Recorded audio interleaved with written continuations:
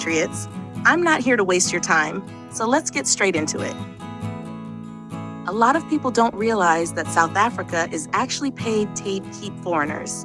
Yes, you heard me right. We're talking about billions of rands. Now we're going to show you a video towards the end of this podcast where the Minister of Home Affairs talks about some of these figures. In fact, we'll even share another clip where the minister goes into more detail about this money in a separate video. But before we get there, I think it's important for us to have a real conversation about what's actually going on. Are we being scammed? Are we being led by people who have zero patriotism? Or is this just another modern form of colonialism? Or, worst of all, are we dealing with leaders who are nothing more than crooked fools? You be the judge of that. But first, let's get clear on one important thing. Who exactly qualifies as a refugee and who doesn't? Now, according to the 1951 Geneva Convention, a refugee is someone who is fleeing persecution. And when I say persecution, I mean real persecution, whether it's because of their race, religion, nationality, their membership in a particular social group, or even their political opinions. The convention doesn't include people running away from natural disasters like floods or earthquakes. And even if someone is caught up in a civil war, unless they're being persecuted on one of these specific grounds, they don't technically qualify as refugees either. So to break it down, if someone's running from fear of persecution due to their race, religion, or political views, they are considered refugees. But if they're escaping natural disasters, well, they're not refugees under the Geneva Convention. They might still get humanitarian aid or some form of protection, but not as official refugees. The same goes for those fleeing civil wars. Unless they can prove they're being persecuted based on those specific grounds, they're not refugees under international law. Now, don't get me wrong. People who've been displaced by wars or natural disasters often still get help, and there are other ways for them to be protected.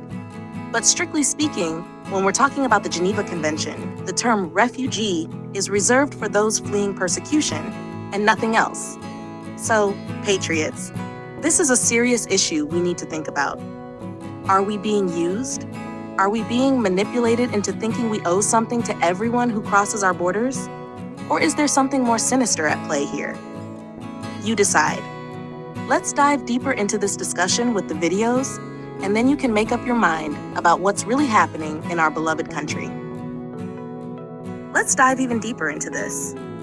Over the years, some critics have raised concerns about the Geneva Convention, saying it's way too narrow in scope and should be expanded.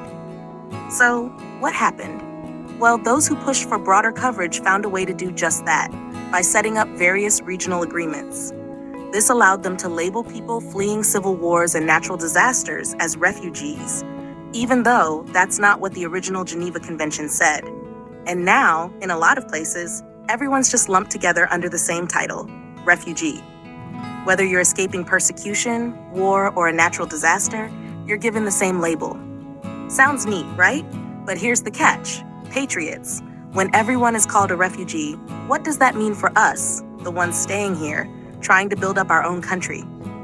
Let's break this down a bit more. We've already talked about how the original Geneva Convention was super specific about who counted as a refugee. It was meant for people running from persecution based on things like race, religion, or political views. At that time, even LGBTQ people weren't included because, well, there was no big conversation about sexual orientation or gender identity like there is today. But as time moved on, human rights groups and advocates began pushing back. They started asking, what about people running from civil wars? What about those escaping natural disasters? And so in some regions like Africa and Latin America, they tweaked the definition to include these folks too. They were like, yeah, sure, you're a refugee too. But not everyone jumped on board with this. A lot of countries didn't want to mess with the legal definitions under the Geneva Convention itself. They were afraid it would open the floodgates, and that any migrant, no matter their situation, could suddenly claim refugee status. And here we are today, patriots. On the surface, it all sounds very compassionate, but let's be real. When we start calling everyone a refugee, what happens? Countries like ours, already struggling with our own challenges, are expected to open the doors wider and wider. It stretches our resources, impacts our communities, and takes away from what we can provide for our own people. We've all seen it happening, right? More people arriving, sharing the little that we have. Suddenly, it starts to feel like we're becoming refugees in our own country because there's just not enough to go around. We're told to be welcoming, but the reality is we end up spreading ourselves too thin. And those critics? They'll argue that this is the right thing to do, that we should just keep welcoming people in, no matter the cost. But they're not the ones who feel the daily struggle. Now, here's where things get even more complicated. While the Geneva Convention itself hasn't officially changed, some countries are interpreting it more broadly to cover all sorts of displacement. Some people might see this as progress, but we have to remember that every time a new group is added to the refugee category, it comes with real-life consequences. When everyone's suddenly a refugee, who's looking out for the people who are still here, trying to make a living without becoming refugees in their own land because resources are stretched too thin? It's a tough spot to be in, patriots. Of course, we want to help, but we also can't ignore the fact that opening our doors wider and wider without the resources to back it up makes life harder for everyone. So, while these expanded definitions might seem like a step forward to some, the reality on the ground tells a different story. It's all about finding a balance between compassion and practicality. And let's be honest, our communities need support just as much as those fleeing across borders. That's the situation we're in, and it's not easy. But one thing's for sure, we need to start having these tough conversations if we're going to figure out how to protect both our country and those truly in need. Here we go. This is another funding boost from America, courtesy of the U.S. Department of State's Bureau of Population, Refugees, and Migration. And let's be honest, Americans don't just hand out money for fun or out of sheer affection. This is part of a broader strategy to indirectly influence how things run here in South Africa. Back in 2022, the Bureau pumped money into humanitarian programs right here, all part of a bigger effort to support South Africa as we host lots of refugees. This funding is specifically aimed at urban refugees who face their own set of challenges in our cities, things like accessing basic services, finding work, and securing legal protection. But we know that these funds don't really help these refugees because they're often told that South Africans are good people, so they should go to their villages, farms, informal settlements, and they will be welcomed. The Bureau doesn't always break down exactly how much goes to the government and how much goes to NGOs, but they're allocating millions of dollars annually to both. They team up with organizations like the United Nations High Commissioner for Refugees, who then work with local NGOs to ensure the funds are used wisely. The goal is to tackle issues like shelter, legal aid, healthcare, and education for refugees living among us. There are no refugee shelters in South Africa, but there are funds for that. When it comes to legal aid, we know that NGOs always fight the Minister of Home Affairs in court, and they also pay media houses to spread words like xenophobia to shut locals' mouths. But here's the deal. The moment we start criticizing America, we might just see a drop in this kind of funding. It feels like this funding is essentially America saying to South Africa, please keep those refugees here so they don't end up on our shores. They're giving us this money to manage refugees so they don't end up in the US or Europe, where those governments clearly don't want them. We're encouraged to find places for these refugees in our cities, as if that's the best option for everyone involved. We're told it's the right thing to do, and that we'll be blessed for it. But honestly, when was the last time we saw real blessings from this approach? If South Africa doesn't keep these foreigners, they'll just end up in places like the US and Europe, which don't want them either. In the end, this funding is more about managing the situation here rather than truly helping us out. It's a reminder of the complex dynamics at play and how international aid can sometimes come with strings attached. I'm not going to go through all the funders one by one, but let's keep it real. USA and Europe are running the show like they genuinely care about us. But here's the truth, patriots. We're being taken for a ride. These funds, they don't really help us or the refugees as much as they should. Take 2023, for example. The United Nations High Commissioner for Refugees kept up its partnership with the Scalabrini Center of Cape Town, pumping in money to provide services to refugees, asylum seekers, and migrants here in South Africa. The Scalabrini Center claims to have been working with refugee populations for years, offering things like legal aid, healthcare, and education. But come on, let's not be naive. NGOs wouldn't be fighting this hard for migrants if they weren't getting paid for it. Countries like China, Korea, and Russia wouldn't put up with this nonsense. Meanwhile, we're even handed quotas on how many refugees and how many locals should be employed in one company. Just look at Orange Farm. It's a small township, yet it's packed with thousands of foreigners, many of them living in terrible conditions. You've got young girls selling vegetables on the pavements, barely making ends meet. And if Orange Farm is bad, imagine Krugersdorp, where hundreds of thousands of migrants are crammed into squatter camps. These people are virtually invisible, and the NGOs, which should be helping, seem more focused on collecting funds than actually addressing what's happening on the ground. Remember last week? A fire broke out in a building, killing several people, and guess who's responsible for allowing these conditions to continue? It's the NGOs. The municipality tried to evict people from those dilapidated, unsafe buildings, but the NGOs rushed to court to block the evictions. Why? Because they'd rather keep people in these awful conditions than build proper shelters, despite having the funds to do so. It's not just the cities either. In rural villages all across South Africa, millions of migrants are scattered, and the situation is no better. NGOs and municipalities are left to tackle these challenges with nowhere near enough support or resources. The money is there, but the real help? That's where we're being let down. These international contributions might look great on paper, but let's face it, the reality on the ground is a whole different story. We're stuck in a cycle where the promised help never matches up to the real needs of our communities and the refugees among us. And it gets worse.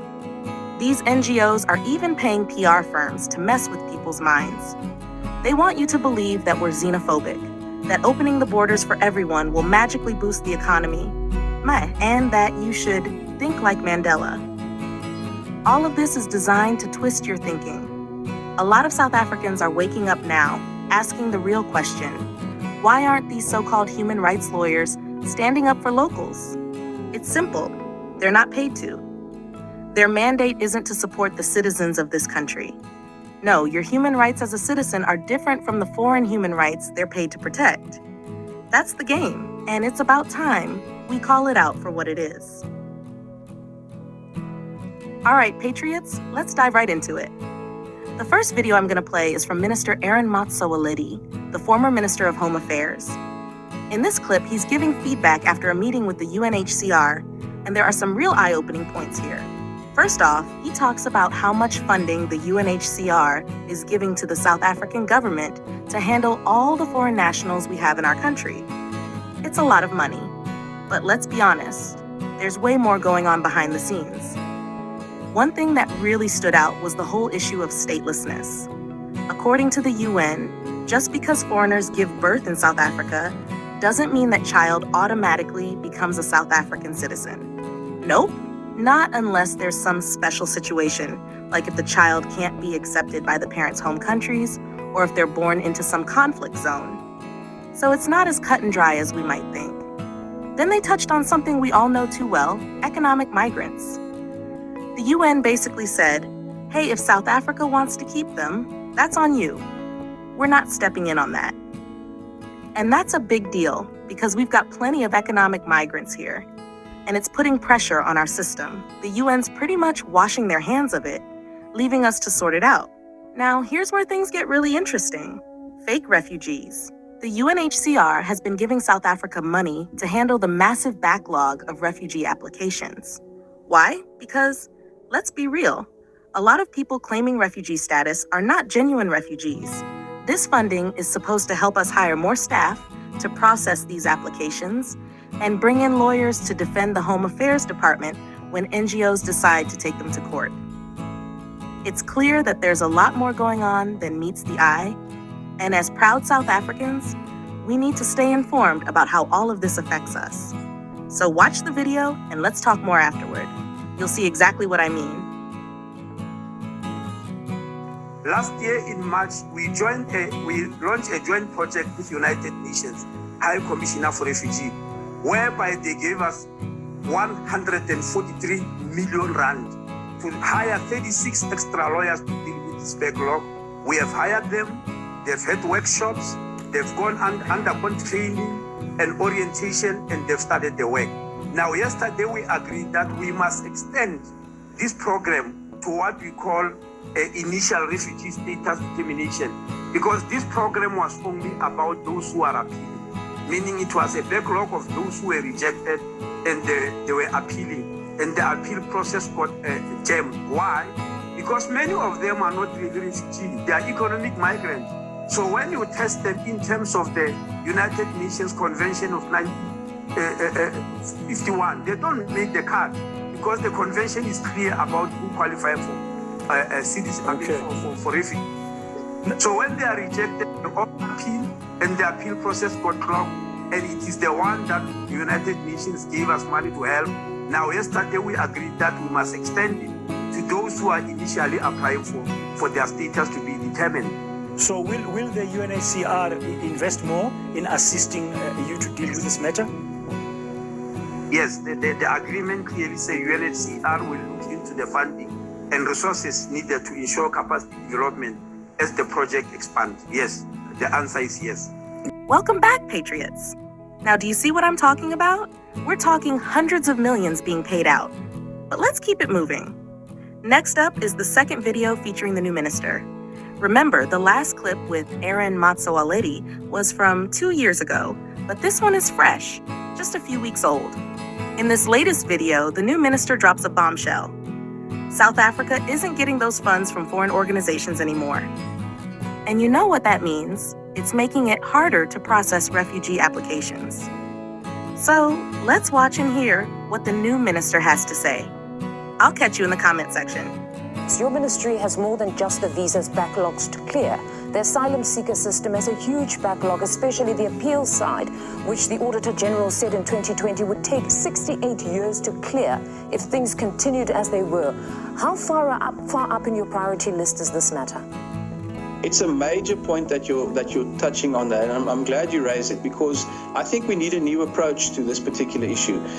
One of the things that I've already managed to get some information on is the fact that there are international organizations who routinely, have positions on South Africa and want South Africa to play its role in terms of dealing with refugees and asylum applications, but have actually defunded our ability to do so. Some of the staffing shortages that you mentioned are related to the fact that the international organizations have essentially stopped funding South Africa as we have moved into this period of global conflict. Now, of course, I think anyone can understand that the world is an unstable place right now and that there are refugee and asylum problems around the globe. But I do not think it is acceptable for Africa to be punished. South Africa is a main cog in the wheel of the global migration system. It is certainly one of the most important ones in Africa. And if the world is going to expect South Africa to live up to our end of the bargain, then they must most certainly help us to build the capacity we need to speed up. We cannot have 68 years, as that report says. What we need is the world to also help us, because this is a global problem. We're talking about an international phenomenon, and I can assure you that I will be taking up this issue at all the appropriate global forums to take South Africa and the African voice in there and say, we understand that there are crises are not acceptable for Africa to be punished as soon as there are problems elsewhere. Dr. Schreiber, thank you very much for your time.